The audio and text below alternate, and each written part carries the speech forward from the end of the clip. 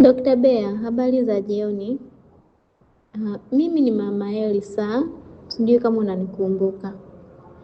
Nimekutumia hii voice kwa sababu nimeona nikikutumia meseji nitachelewa sana.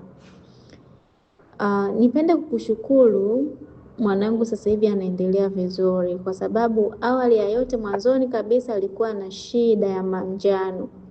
Nilipompeleka hospitalini akapata huduma sawa, hiyo ikawa imemsaidia, lakini baada ya hapo ikakaa kama miezi miwili hiyo hali ikarudi tena, ambayo ilimpelekea mpaka mwanangu akapata shida ya utindio wa ubongo.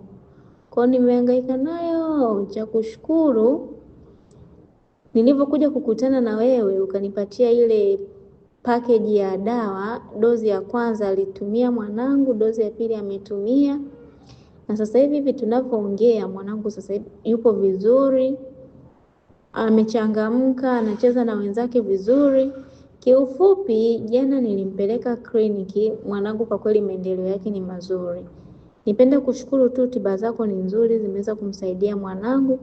Kwa kweli nakushukuru sana. Hata baba yake sasa hivi ana furaha, maana ilifikia hatua mpaka baba mtu akawa hapati usingizi vizuri, mpaka akawa anasema labda ni shida ambayo imetokea kwenye ukoo wetu, ni shida ambayo ipo kwenye ukoo wetu. Kumbe tu ilikuwa ni shida, ni changamoto ya kiafya. Kwa kweli nashukuru, baba mtu sasa hivi ana furaha, mwanangu pia naye amechangamka, hana shida yoyote, kwa anaendelea vizuri. Nashukuru sana. Tiba zako ni nzuri, ni nzuri, ni nzuri sana. Kwa kweli kuona kutana na watu wengi ni changamoto, watoto ambao wana changamoto. Nikiona mtu yeyote au mama ambaye mtoto wake ana shida, nitakuunganisha naye kwa sababu mimi ndo nimekuwa shuhuda namba moja. Dawa zinafanya kazi vizuri. Asante sana.